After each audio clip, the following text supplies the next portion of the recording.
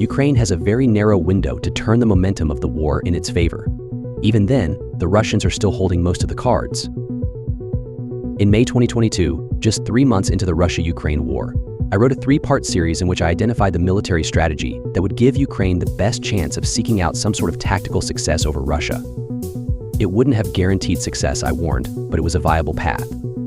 As it turned out, Ukraine did virtually none of what I recommended, while ironically Russia successfully employed several key elements of the path I laid out. Now, as we approach the 2.5-year mark of the war, and Ukraine is being pushed back on all fronts, I am going to reprise my effort and lay out a realistic but tough path by which Ukraine might yet steal some military success from Russia.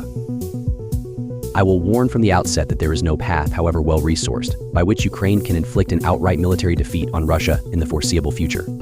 Russia is too big, too well-resourced, and too well-manned for Ukraine to beat. Yet, if handled deftly, sometimes even tactical defeats by a weaker opponent can be leveraged into strategic success. The following plan represents such an opportunity. The Russian center of gravity. Russia is a behemoth that has many strengths, massive quantities of natural resources, several vital allies who can provide war material, a large and expanding military-industrial base, and more than 3 times as many men of military age as Ukraine. One of the biggest advantages they have may be a high tolerance for sacrifice and suffering. Historically speaking, Russia has sustained horrific rates of casualties throughout multiple wars and still maintained public support or acquiescence. But that doesn't mean Russia doesn't have weaknesses. In military parlance, center of gravity is a term that represents the characteristic, capability, or location from which enemy and friendly forces derive their freedom of action, physical strength, or will to fight. Russia's center of gravity rests on twin pillars: its ability to physically wage war, manpower, armaments, ammunition, and industrial capacity for an extended period, and the political support of its population. Without both, Putin cannot fight or win a war.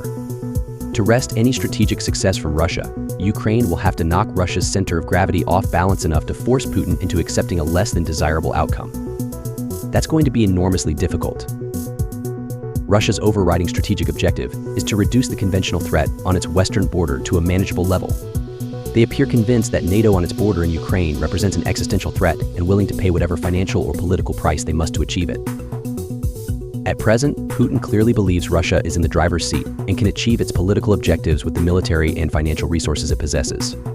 Ukraine must change that calculation. To ascertain whether that is a valid possibility, however, it is necessary to consider the capacity of Ukraine and its Western supporters to wage and win such a battle. Ukrainian center of gravity capacity. Ukraine's center of gravity is essentially the same.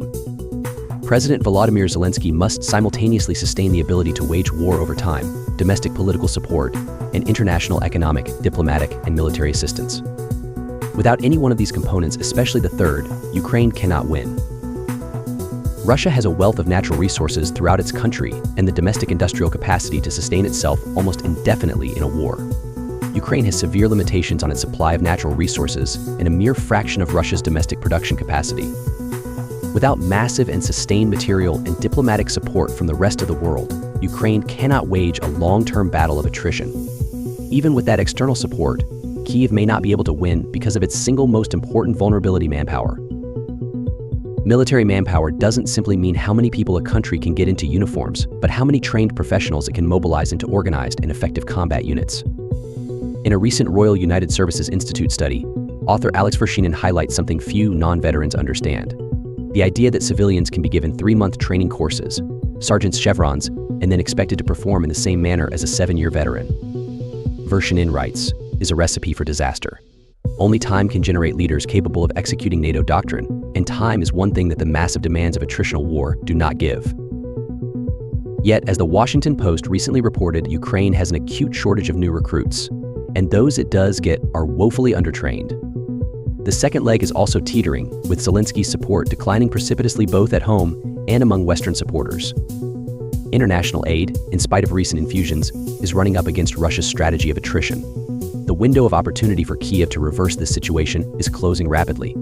Bold, decisive actions are necessary and quickly if Ukraine will ever have a chance to achieve success. Defining Ukrainian success. It is crucial, however, to define what success is even achievable at this point. As noted at the outset, an outright military victory for Kyiv is presently as close to zero as any human endeavor could be.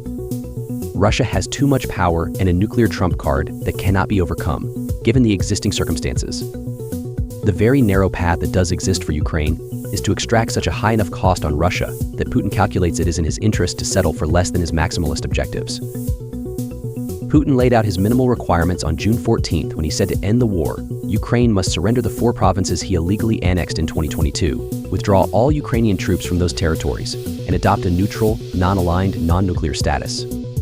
Zelensky considered this list of demands correctly as an ultimatum to surrender.